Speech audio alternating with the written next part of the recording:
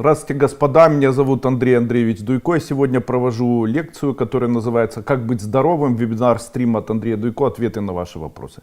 Как всегда, по вторникам в 6 часов вечера я провожу такие лекции, стараюсь отвечать на ваши вопросы, а также презентую свои препараты компании «Тибетская формула». И сегодня я хочу презентовать два препарата компании «Тибетская формула». Это мой долгожданный, который я обещал, кальций в жидкой форме, цитрат кальция в жидкой форме с вкусом малины, не сладкий, очень удобный в приеме. Мои дети с удовольствием принимают, даже просят еще. Сегодня я расскажу об этом препарате, а также препарат тоже, помните, я когда-то говорил, что у меня не получалась экстракция железняка, зопника, скипетровидного или ягодного. На сегодняшний день прогресс прошел вперед, и мы научились изготавливать экстракт железняка. Сегодня о нем тоже расскажу. Но вначале давайте ваши вопросы. Итак, Алла Бевзюк. Уважаемый Андрей Андреевич, посоветуйте, пожалуйста, сын принимает квитерон вечером, через 40 минут изжога. Пропили цитрокальцимин, простатит, воспалилась киста арахуса. Чем полечить? Спасибо. Основная проблема, почему это происходит, этому есть объяснение. Дело в том, что когда у человека... Когда у человека выделяется гастрин, то в этот момент, когда выделяется у человека гастрин, то у него повышается кислотность желудка. Но когда повышается гастрин, увеличивается соляная кислота в верхнем отделе желудка, в это же время начинает увеличиваться дофамин или допамин. Особенно его определенные рецепторы D1 и D2. Так вот, когда человек принимает квитиапин, это препарат, о котором вы говорите, квитерон, который является квитиапином, то он как раз и воздействует на вот эти рецепторы, так как является нейролептиком и веществом, который блокирует как раз выработку дофамина. И является блокатором дофамина.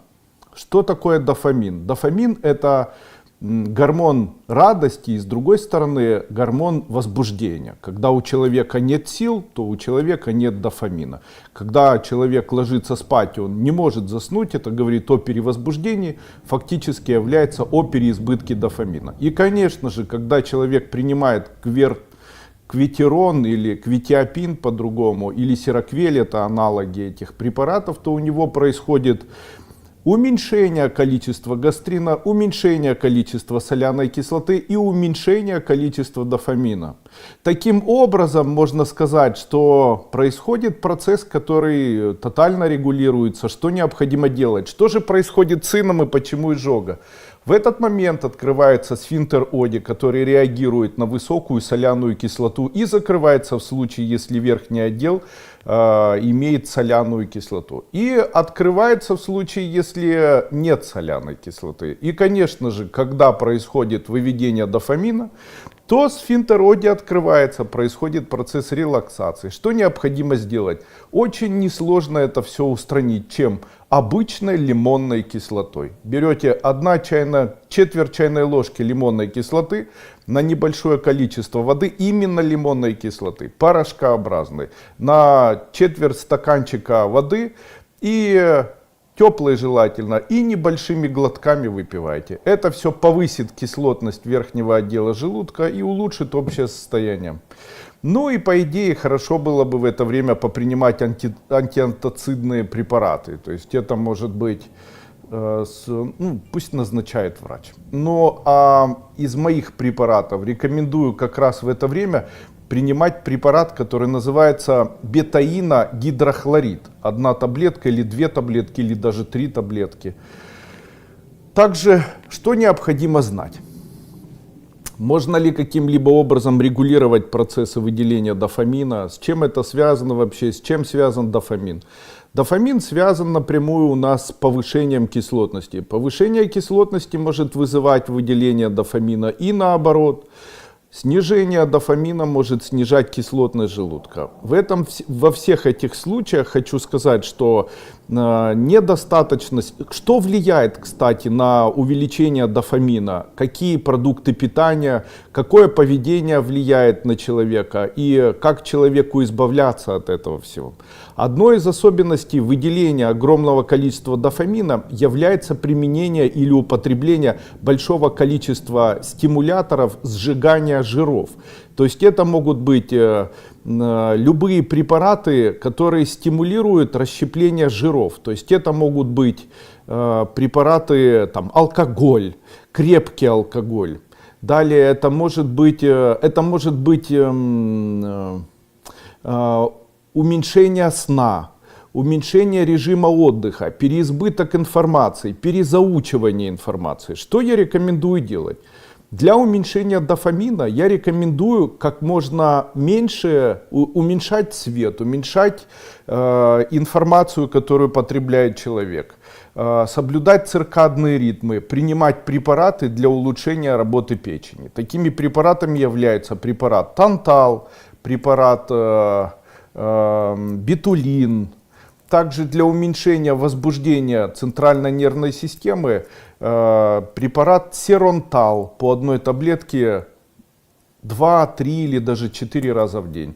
Для улучшения самих циркадных ритмов препарат, который называется Соник, по 2 таблетки рассасывать за 2-3 часа до сна 2 или даже 3 раза. Все совершенно безопасно. Таким образом сможете в дальнейшем уменьшить количество употребления квитиапина и улучшить общее состояние. Ну и не отменяйте, конечно, данные препараты. Поэтому по поводу цитрокальцимина и простатита. Цитрокальцимин, скорее всего, ему нет необходимости принимать. Также простатит может обостряться, так как простатит тоже реагирует на снижение кислотности в желудке. Именно поэтому бетаиногидрохлорид может помочь. Какие препараты? Почему так происходит? Когда кислотность в верхнем отделе снижается, она может повышаться в нижнем отделе. И в этом случае, как бы спускаясь вниз, в этом случае верхняя часть открывается, а нижняя часть при этом начинает страдать и так далее. Это все связано с психикой.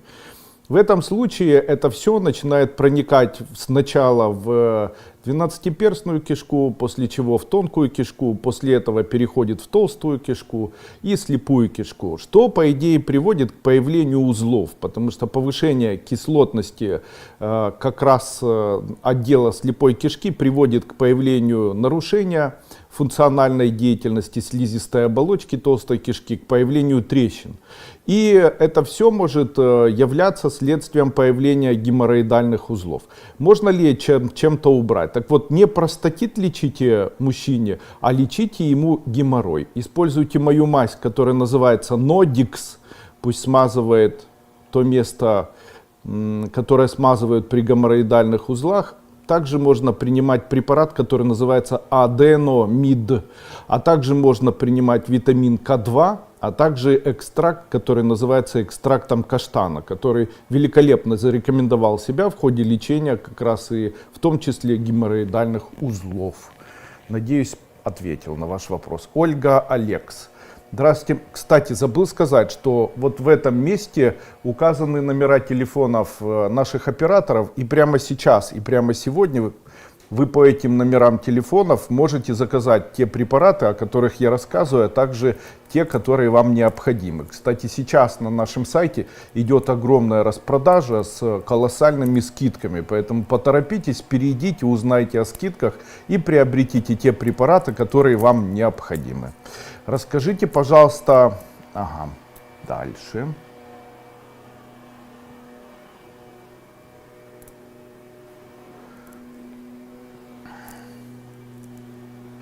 Ольга Алекс. Здравствуйте, Андрей Андреевич. Расскажите о пользе и вреде загара. Спасибо за ответ.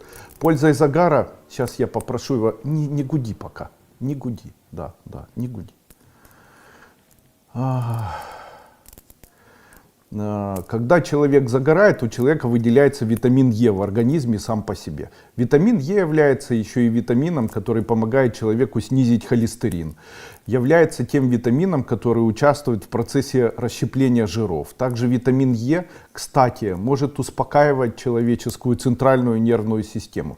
Также влияет еще и на состояние, общее состояние печени, является еще и антиоксидантом. Но при переизбытке не стоит забывать, что любой загар — это еще и дополнительное облучение и получение определенных дозировок радиации. Именно поэтому людям, у которых чрезвычайно белый цвет кожи, а также людям, у которых есть склонность к гипофункции щитовидной железы, проблемам щитовидной железы, ускоренный рост или какие-либо проблемы, связанные с эндокринологическими заболеваниями, особенно сахарный диабет первого типа, Коновалова-Вильсона синдром, заболевания гипофункции щитовидной железы, высокая антипероксидаза, это по-другому аутоиммунный тиреоидит. И вот таким людям я бы не рекомендовал длительное время загорать. Также у людей, у которых есть склонность к появлению папиллом, кандилом,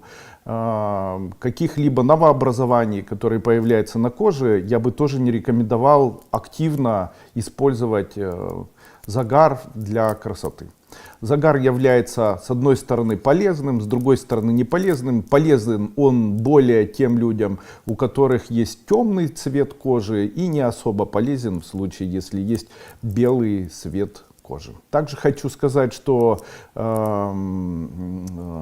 меланин, который выделяется в процессе загара, является, с одной стороны, веществом, который может блокировать появление каскадов объединения онкологических новообразований, но в то же время может служить стимулятором появления очагов, возникновения новых новообразований, которые связаны с меланомой.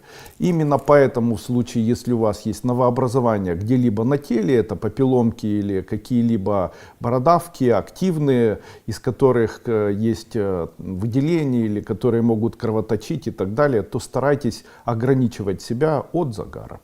Надеюсь, ответил. Кстати, прежде всего, сегодня хотелось бы сказать о моем новом препарате, который называется Фломис тубероза. По-русски это звучит так. Зопник скипетровидный или по-другому называется железняк. Данный препарат является экстрактом препарата и экстрактом лекарственного растения железняк.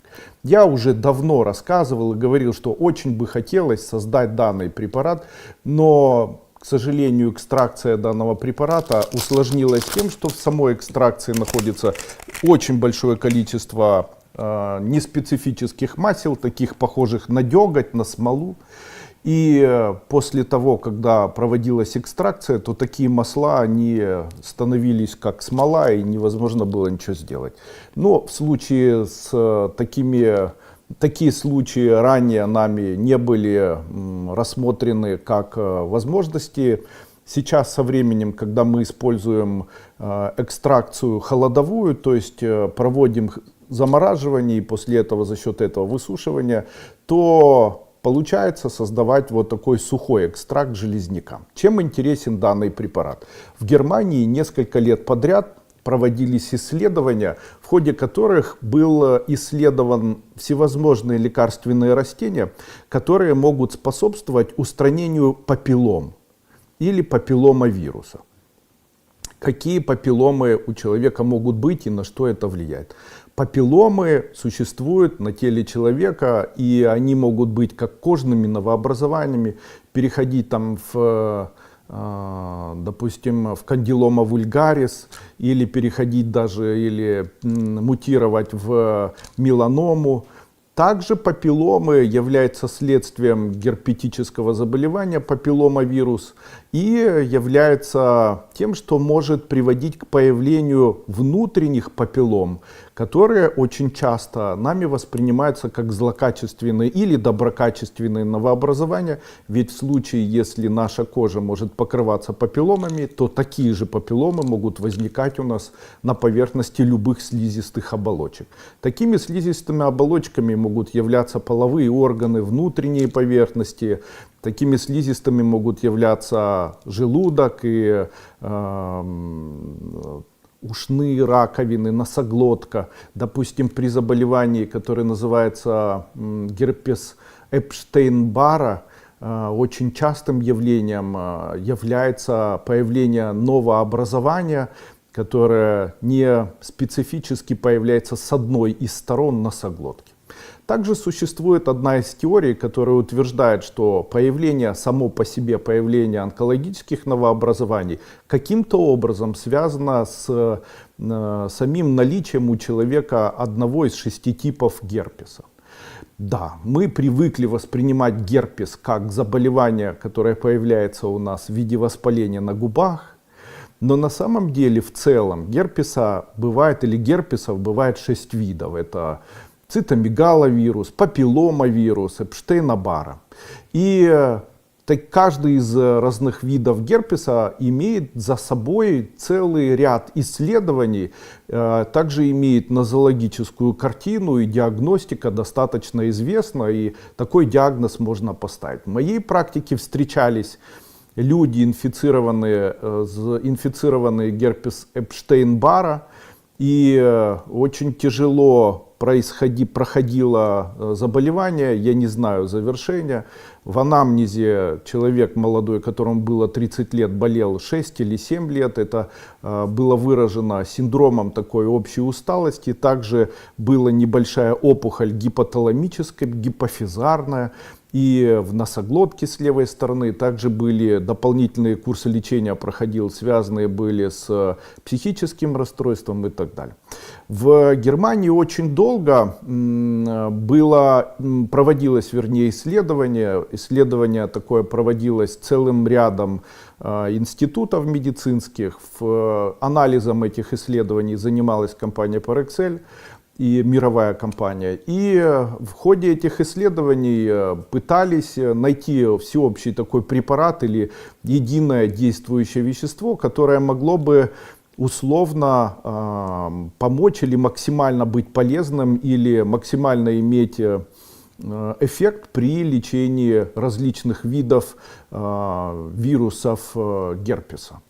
И такое вещество было с успехом выделено, и это вещество с успехом борется с такими заболеваниями, как герпес. И этим веществом является экстракт железняка.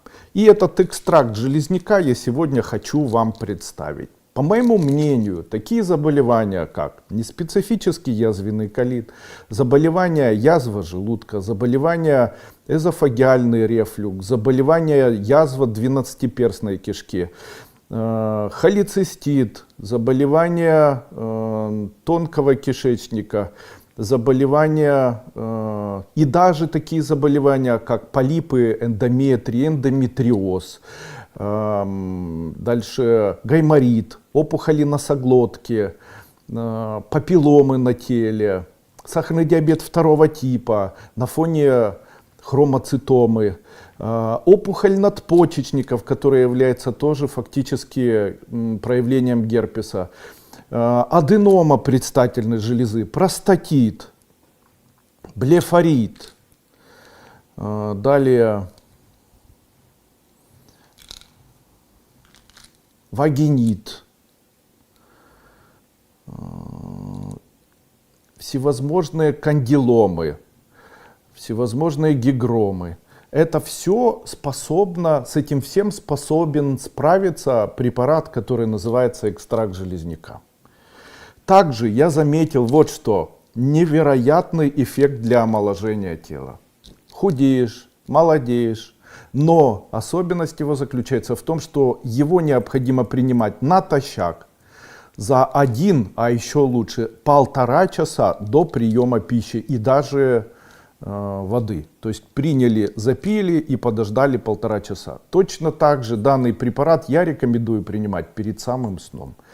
Как показали исследования, действительно применение этого препарата дополнительно к лечению герпеса, дополнительно к лечению заболеваний базалиома, лейкосаркома, кандилома, миелома, помогала купировать возникновение рецидива в дальнейшем и доказана его дополнительная эффективность в ходе комплексной терапии таких заболеваний.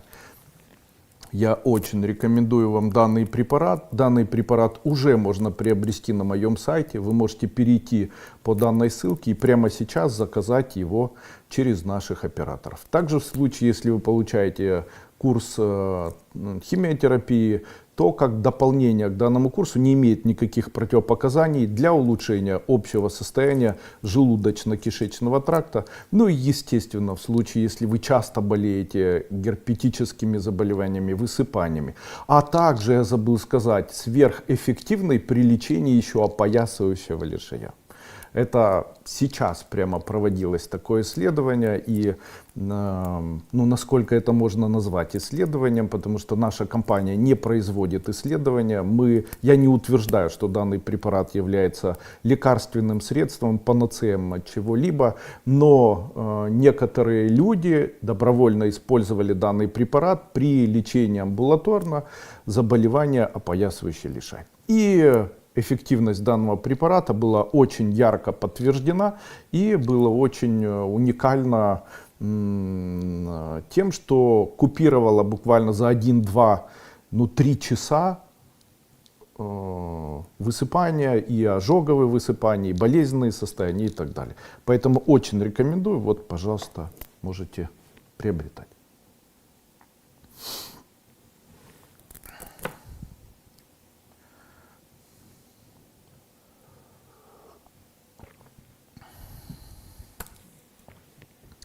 Здравствуйте, уважаемый Андрей Андреевич. Посмотрите, что у меня со здоровьем. Чем простыл за просад. Спасибо, Андрей, Казахстан.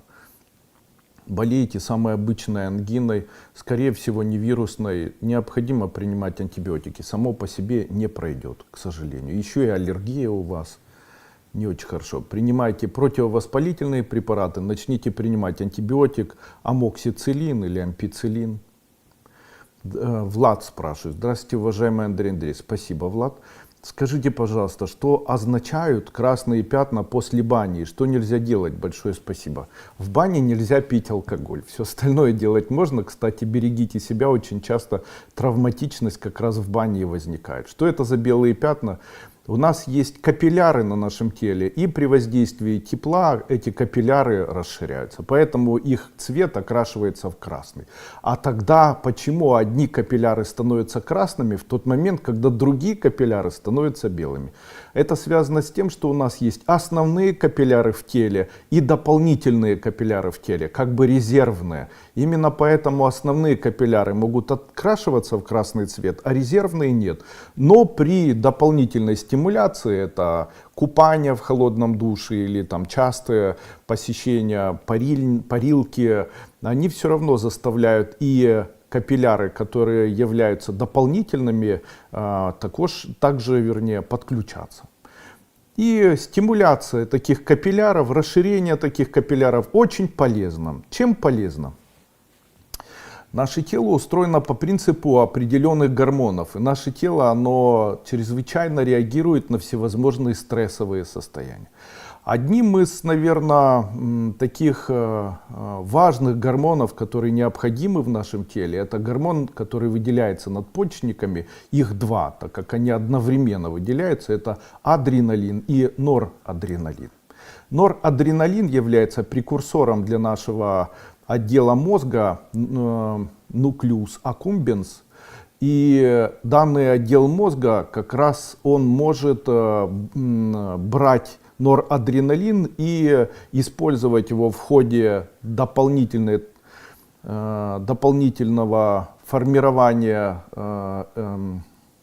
L-триптофана, окситоцина, это гормоны мозга. В отличие от адреналина, который тоже необходим нашему организму, чем нужен или зачем необходим адреналин? Адреналин приводит или способствует сжиманию капилляров, сжиманию самых мелких артерий.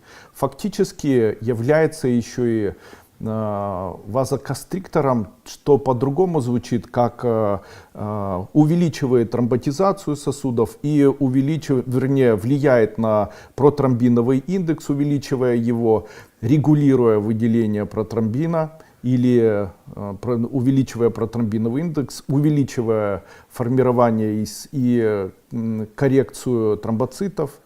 И в случае, если адреналин является естественным для человека при формировании и устойчивой стимуляции стресса, и очень часто мы не знаем такую систему, которая связана с адреналином.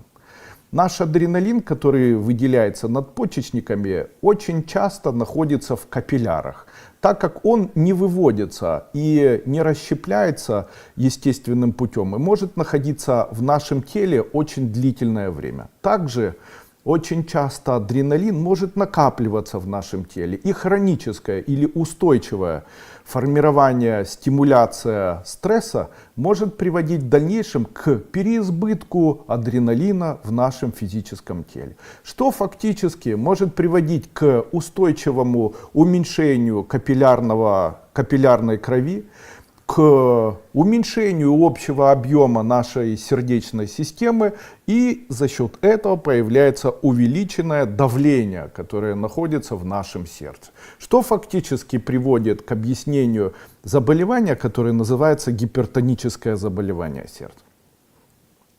Да, я согласен с теми людьми, которые говорят, что гипертоническое заболевание сердца является следствием появляющихся у человека зажимов в области шейного отдела и непроходимости сосудов. Да, как одна из разновидностей гипертонического заболевания сердца появление таких зажимов. Но я утверждаю, что при лечении окклюзии или стенозов сосудов, при лечении сосудов коры головного мозга или шейного отдела позвоночника очень часто давление не снижается. И даже при устранении такой проблемы сохраняется артериальное давление. Именно поэтому одним, по моему мнению, из особенностей реакции организма на стресс является сжатие сосудов, выделение адреналина.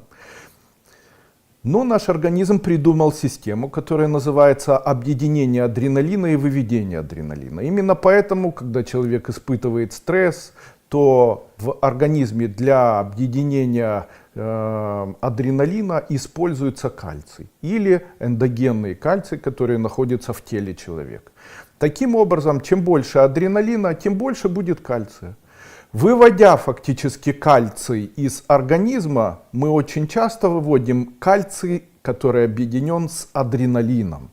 И очень часто кальциевые бляшки являются не кальциевыми бляшками, а адреналиново-кальциевыми бляшками. В этом кальции вначале находилось небольшое количество адреналина. В дальнейшем этого адреналина нет, так как он распадается в кальций, а кальциевая бляшка остается. Именно поэтому такое формирование окклюзий, стеноза сосудов является фактически реакцией организма с появлением или с возникновением вот такого кальция.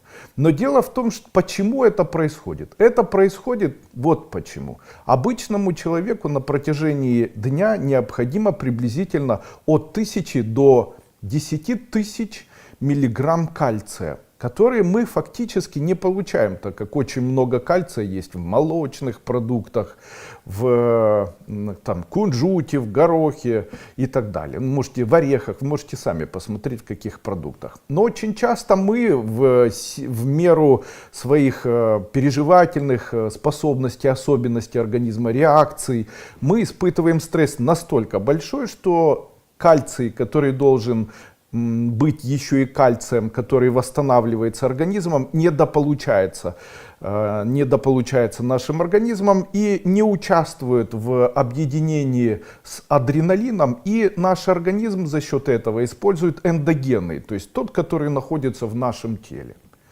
Таким образом, адреналин с кальцием находится, и он уже не может использоваться нашим телом для усвоения. И таким образом происходит вытягивание из нашей общей системы опорно-двигательной основного нашего собственного, уже сформированного эндогенного кальция.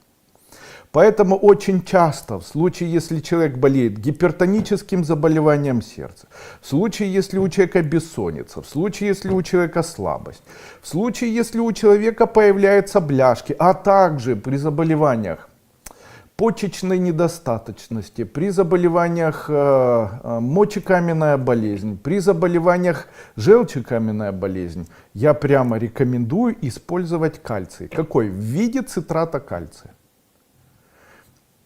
Нехватка сил, недостаточность кальция, вялость, недостаточность кальция, часто ноги, руки ломаются, недостаточность кальция, очень сильно тянет курить, недостаточность кальция. Забыл еще сказать, любые стимуляторы центральной нервной системы, которыми являются кофеин, омега-3, дальше, что там популярно, омега-3, дальше новости. Алкоголь, забыл, алкоголь, что очень важно. Это все приводит к появлению и увеличению количества потребления кальция. Потому что кофеин стимулирует выделение дофамина, дофамин стимулирует выделение адреналина, алкоголь стимулирует выделение адреналина и так далее. То есть куда бы мы ни смотрели, любой стресс, любые стимуляторы, там, таурин, нервы, психи, сериалы, новости, переживания. Это все адреналин, адреналин, адреналин, адреналин. Но мы же не можем есть каждый день только творог. И поэтому нам дополнительно необходим кальций. Именно поэтому я очень долго и требования были высокие для производства данного кальция. И наконец-то, а я хочу напомнить, что наша компания работает с 2013 года. С 2013 года я, как владелец фармкомпании, не смог изготовить цитрат кальция. И только сейчас смог это сделать. Кальций в жидкой форме. Потрясающий цвет, потрясающий вкус, потрясающая концентрация. В одной чайной ложке находится 1000 миллиграмм, насколько я помню. В одной чайной ложке находится 480 миллиграмм. И человеку взрослому на протяжении дня необходимо 1, если есть стрессы, даже 2 столовые ложки данного препарата. При этом можете дальше использовать препараты, которые снижают артериальное давление. Почему? Дело в том, что это не тот кальций выводится, который вам необходим или необходим вашим костям. Этот кальций, он выводится уже в виде соединения адреналина с кальцием. Поэтому его и выводят. Адреналин выводят адреноблокаторами или бета-адреноблокаторами. И кальций выводят как кальций, который уже вместе с адреноблокаторами соединен. Именно поэтому выведение такого ненужного кальция поможет вам справиться с окклюзиями, стенозами, а введение нужного поможет стимулировать формирование опорно-двигательной системы, хрящевой ткани, костной системы. А еще, если у вас частые страхи, если у вас частая депрессия, если у вас нет сил с утра, если вы утром просыпаетесь разбитыми, у вас тянут ноги, ощущения мышечных сжатий, судорожные проявления, вам необходим кальций. Потому что кальций как раз это то вещество, которое чрезвычайно нужно человеку.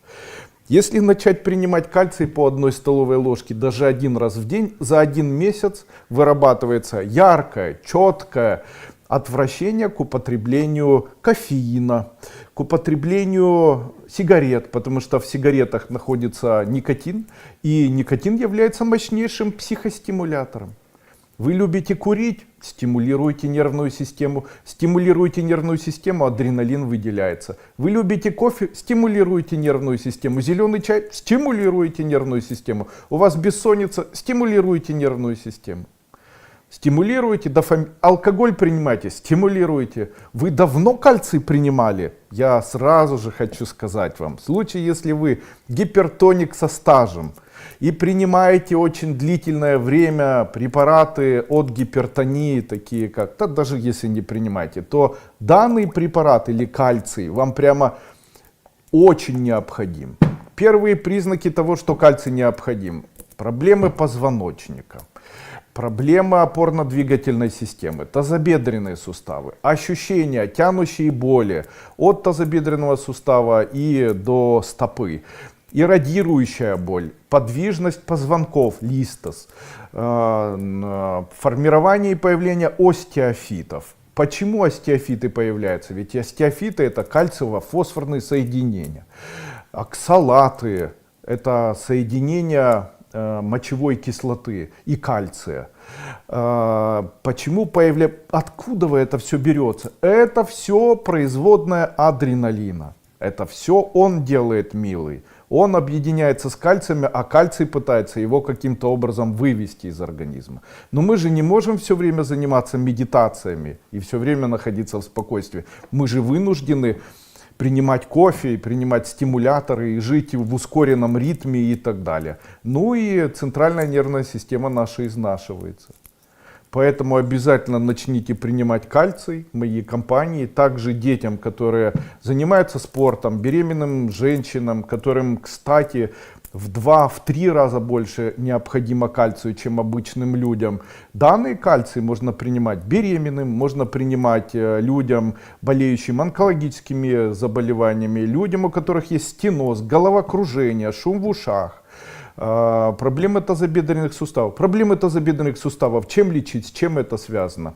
Выделяется адреналин. Адреналин выводит кальций, эндогенный кальций берется. Малое количество аскорбиновой кислоты еще и ко всему. Почему?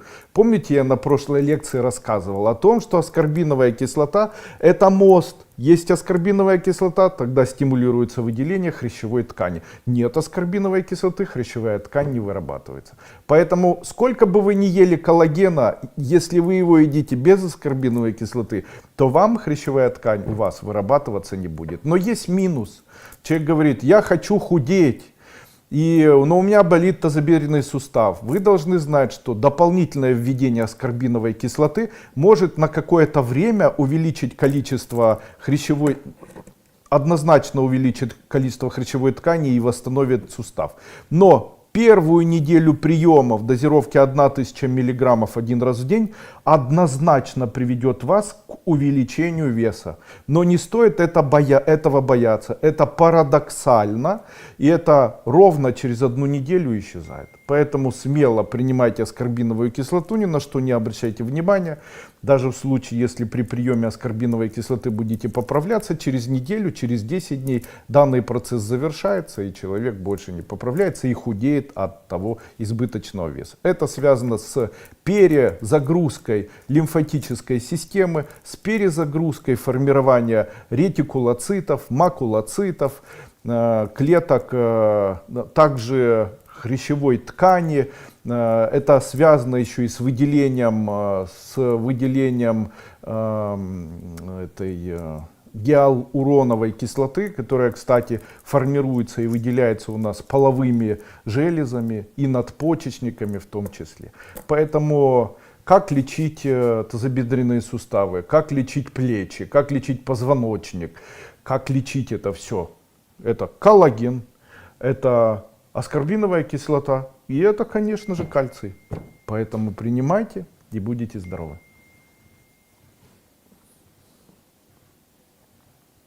Марина Бечлер.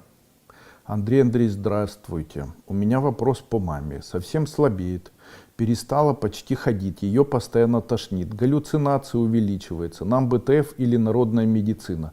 Всему буду рада. Ну, я же есть у вас в Телеграм. Напишите, дайте фотографию, будем что-то делать с мамой. Всегда очень здорово помогают препараты ТФ. Никак не могу прийти в себя после вируса. Ко всему прочему исказились обоняние и вкус. Просто беда. Если есть у вас, сохранились вот этот препарат, который назывался у меня эмбрионазин, то используйте его. Если нет, закажите все-таки, чтобы вам передали, вы же из Киева, и используйте его, орошайте носоглотку. Или возьмите, если есть он у вас, закапывайте. Как восстановить народным методом, как восстановить запах или обоняние после ковида? Итак, первое, изготовление яичного масла. Берется желток куриного яйца, который предварительно 10, 20, 30 минут варится.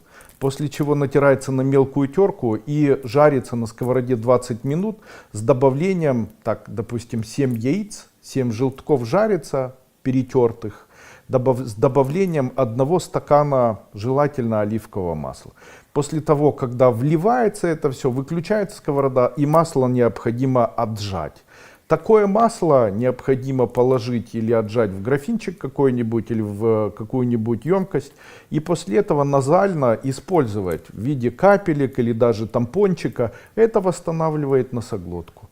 Великолепное средство, но все равно лучше это эмбрионазин.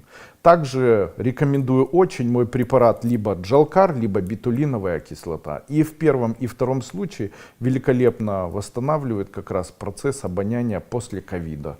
Да, сейчас очень тяжело переносятся данные заболевания, просто очень тяжело болеют люди, и это прям очень заметно.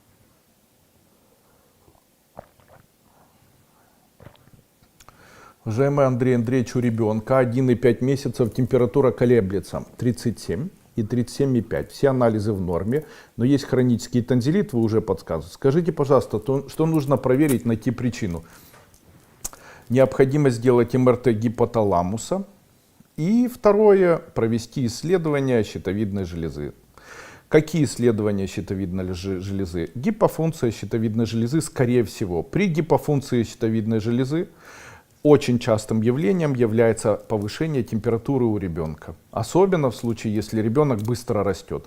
Вообще можете ничего не делать. Начните давать препараты с содержанием йода, можно аптечные любые. А также принимайте любой кальций, желательно вот в виде цитрата. Не обязательно моей компании. Я хочу вам сказать, что не обязательно покупать у меня что-либо. Можете покупать где захочете. Теперь вы просто знаете, что там цитрат кальция можно купить там и для чего его необходимо принимать. Или в моей компании, допустим, детский йод — это потассиум йода, насколько я помню, ну посмотрите сами. Операторов можно спросить. Я просто не помню дозировки, которые есть у нас. И это уберет у ребенка. Как справиться с тонзиллитом и с чем это связано? Тонзиллит, как правило, связан у нас с желудком. Каким это еще образом? При открытии эзофагиального отверстия, которое называется сфинктером Оди, часть бактерий проникает по пищеводу и инфицирует носоглотку. Происходит это хронически. Это может быть связано с тем, что у человека, первое, похудение, происходит постоянное переокисление в печени липидов, высокий холестерин, высокий билирубин. Дополнительное использование препаратов для печени может это устранить. Второе, кетоз, то есть очень много белков, которые не расщепились и находятся в организме. И как это убирается? Препарат, который называется иммунолактин. То есть иммунолактин, 1 чайная ложка на стакан воды 1 раз в день. Тантал препарат, 1 таблетка 2 раза в день. Это все лечение гайморита. Третье, использование спрея для носа, который называется у нас эмбрионазин, либо лизоцимовый спрей для носа. И третье, лечение самого желудка экстрактом железняка. 1 таблетка 1, 2 или даже 3 раза в день совершенно безопасно. Хоть взрослому, хоть ребенку. Никаких противопоказаний по возрасту. Не приводят ни к чему, ни к ухудшению, ничего. То есть препарат совершенно, нет ни одного компонента в препарате, который бы проявил свое цитотоксическое действие на организм. А вот иногда биологически активные добавки могут производить нехорошее цитотоксическое действие. Допустим, одним из заблуждений является это бесконечное или длительное применение омега-3, 6, 9. Почему? А ведь многие врачи говорят, вам надо стабильно, хронически принимать много лет. Хорошо, принимая омега-3, человек как влияет на организм омега-3? В нашем организме есть клетки печени, гепатоциты. И в этих клетках печени может накапливаться жировая клетка, то есть инволюционировать. Гепатоцит превращается в жировую ткань. Когда человек принимает омега-3, 6, 9, то происходит переоксидация, то есть происходит окисление данной клетки. Это происходит в большом количестве, так как печень большая. И вот что происходит. Вместо клетки жировой ткани происходит расщепление этой клетки и появление такого, условно можно назвать, стерина или такого воскового образования. Такое образование, оно похоже на бляшечку. И очень часто, и вывести это очень сложно, и печень, она подвергается вот такому синхронному переокислению. И вот такое переокисление, оно в дальнейшем может послужить ухудшению общего состояния, повлиять на ухудшение оттока желчи и так далее. Что же необходимо делать? Ну, в этом случае необходима уже терапия, которая могла бы, терапия, наверное, сорбентами, такими как, допустим, наш сорбент антитокс или препаратами с там, каолин, то есть 1 чайная ложка на стакан воды каолина 1-2 раза в день. Или сорбента нашего антитокс драй, 1 чайная ложка, там, смешать и тоже попринимать. Вот таким образом. Да, либо там, глютатионовые капельницы какие-то, сам глютатион, можно эссенциали, форте. То есть что-то сделать для того, чтобы печень начала более активно функционировать. Из препаратов это тантал, битулин.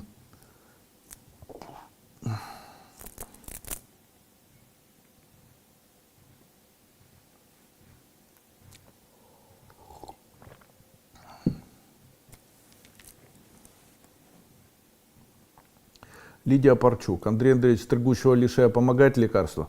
Возьмите и сделайте, как я вас научу. Купите синий изюм и этим синим изюмом откусите и стригущий лишай натирайте.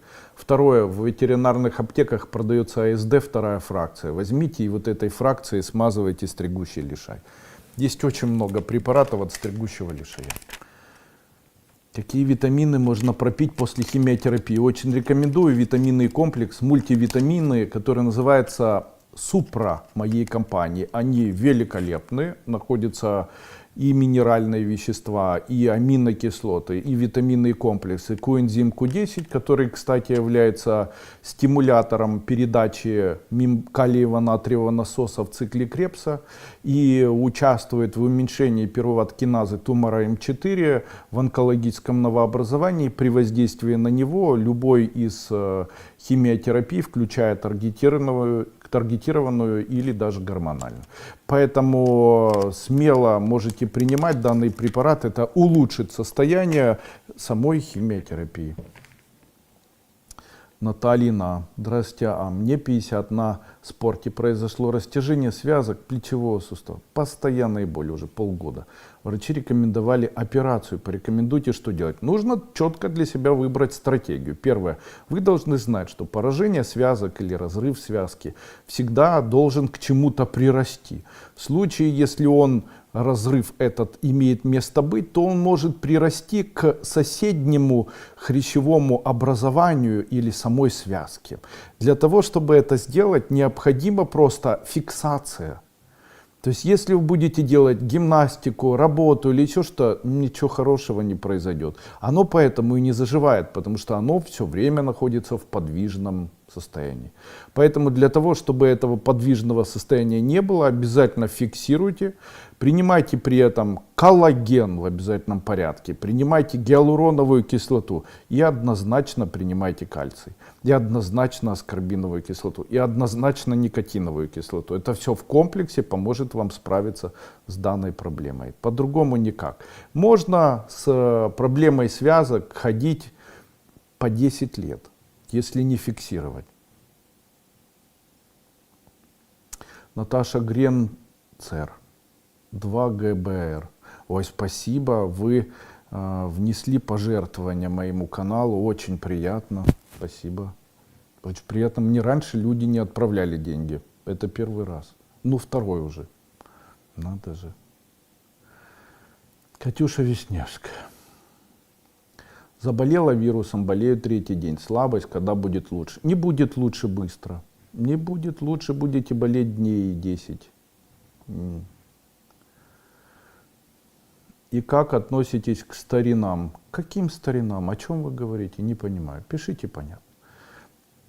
Татьяна Сакун. Доброго вечора, Андрій Андрійович. Що робити? На тілі дуже часто з'являється фурункулез. Сделайте плазмофорез. Найдите, где сделать плазмофорез, и сделайте его. Фурункулы перестанут появляться. Обычно фурункулез это говорит о наличии внутренней инфекции или где-либо очага инфекции, которыми является, скорее всего, стафилококк. Обнаружить, где он находится, очень сложно. Но существуют такие грамотные средства, среди которых на первое место можно поставить обычный плазмофорез. Это недорого, это очень эффективно, вообще очень рекомендую.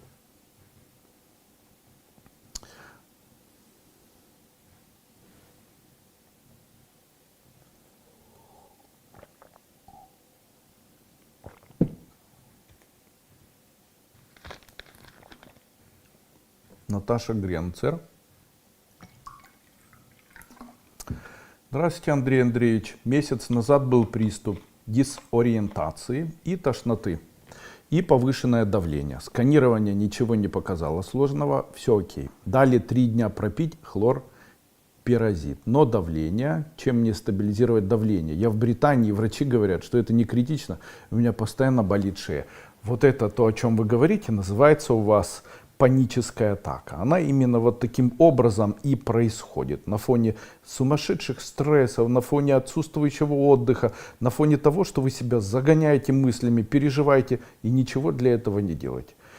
И чем можно это все устранить? Скорее всего, вы должны знать, что вам придется лечиться. Каким образом? Обращать внимание на свою психику. Это препараты магния, это препараты... Сейчас, извините. Алло, Влад, у меня семинар. А що там? Дякую, дуже приємно. Давай, дякую.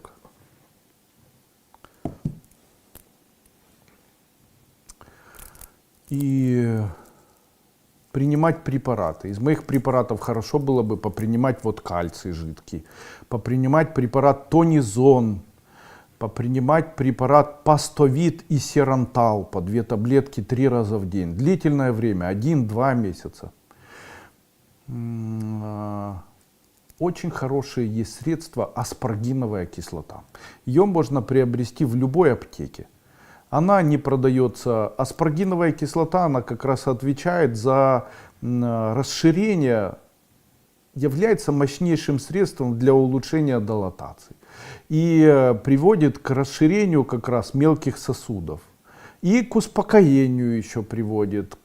Также обязательно спите дольше, не пейте алкоголь, не принимайте кофеин, никаких стимуляторов не разрешайте себе. Наоборот, спокойствие, расслабление, глубокое дыхание, гуляние на открытом воздухе, побольше препаратов кальция, успокаивающие процедуры, массаж. Теплые бани, желательно с хвоей какой-нибудь. Пальцы рук и ног стали мерзнуть и стали белыми. На ногтях появились продольные черные полосы. Это кальций. Черные полосы — это кальций необходим. Сильно отекает. После пробуждения невозможно сжать пальцы рук. Как вылечить? Необходимо, это не ко мне. Скорее всего, необходимо диагностировать, что же с вами происходит. Вот по внешним вашим жалобам, которые вы мне описали, можно по идее предположить, что у вас есть ревматоидное заболевание, либо, скорее всего ревматоидное, либо это васкулит, либо это ревматоидный полиартрит, потому что на фоне холода такое происходит. Как раз весной обострение может быть. Это может быть на фоне послеклимактерический ревматизма. Это если есть лихорадка, то это может быть ревматизм. Что необходимо делать? Прежде всего обратиться к врачу. Потому что вот так я, к сожалению, сказать, вот давайте попробуем, без исследований, без анализа, скорее всего, помочь не смогу. Необходим диагноз. Также это может быть связано с стенозом. Это может быть связано с полинейропатией. Это может быть еще и почечная недостаточность, общий отек. Не знаю. Я не могу сказать. Я, к сожалению, не смогу вам помочь. хотел бы. Может быть проблемы с позвоночником, у вас там формируется полинейропатия или полинейра. Инна Усенко. Уважаемый Андрей Андреевич, чем можно полечить хеликобактер у сына? Вот как раз хеликобактер лечится пепсин, дальше препарат железняк экстракт, пепсин по 2 таблетки 2 раза в день, бетулиновая кислота, антитокс и каолин. Антитокс и каолин. Каолин 1 столовая ложка на 1 стакан воды, туда же 1 чайная ложка антитокса 2 раза в день. Дальше Джолкар препарат 2 таблетки 2 раза в день, бетулиновая кислота 2 таблетки 3 раза в день, препарат экстракт железняка 2 таблетки можно 3 раза в день. Курс лечения 1 или даже 2 месяца. Можно ли справиться? Да, можно справиться.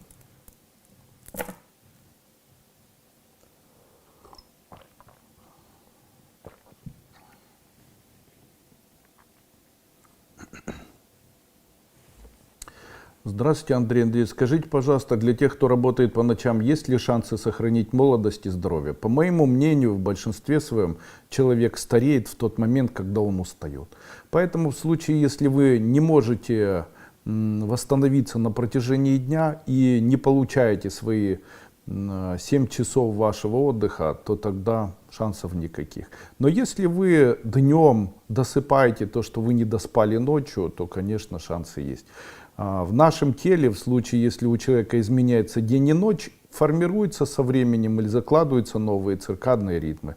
Они, конечно же, не новые, и вам, скорее всего, не будет хотеться спать первое время по утрам, когда вы будете приходить домой из-за перевозбуждения после ночи. Но если вы будете принимать теплую ванну, уговаривать себя лечь спать и полноценно будете иметь от 7 до 9 часов сна, а человек, который не досыпает ночью, он должен иметь сна днем в 2 раза больше, чем он не доспал ночью. Поэтому, если вы ночь не спите, то вам для восстановления необходимо дольше спать. Тогда вам необходимо и днем поспать, еще и часть ночью. А если хронически не досыпаете, то будут проблемы, связанные с психикой.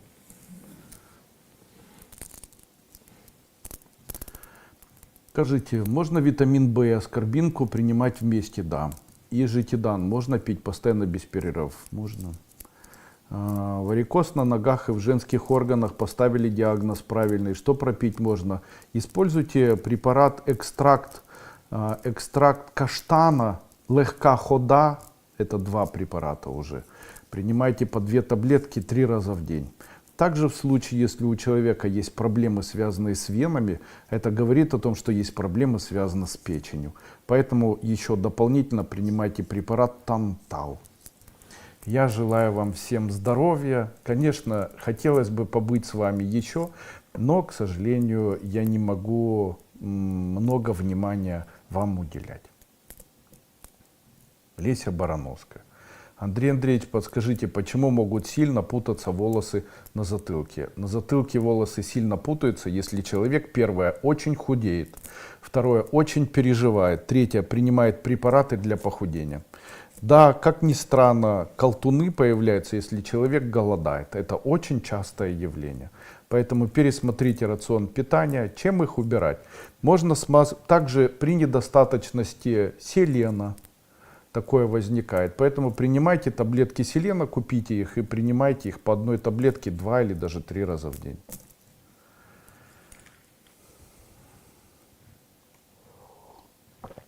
Чтобы убрать вот такие волосы, которые постоянно в колтуны собираются, необходимо брать рыльца кукурузные, заваривать их 1 столовая ложка на стакан воды. И вот такой водой полоскать те места, где есть вот такие проблемы. Я желаю вам здоровья, до свидания. Не забудьте сейчас прямо связаться с нашими операторами и приобрести препараты, которые называются экстракт железняка и кальций с малиновым вкусом, жидкий цитрат. Я желаю вам успеха, большое спасибо за поддержку, за соучастие. Мне очень хочется, чтобы вы были здоровыми. И очень бы хотелось, чтобы вы могли справиться со своими болезнями без участия врачей, чтобы могли поддержать себя, жить долго, не болейте вы, и пусть все, кто находится рядом с вами, тоже не болеют.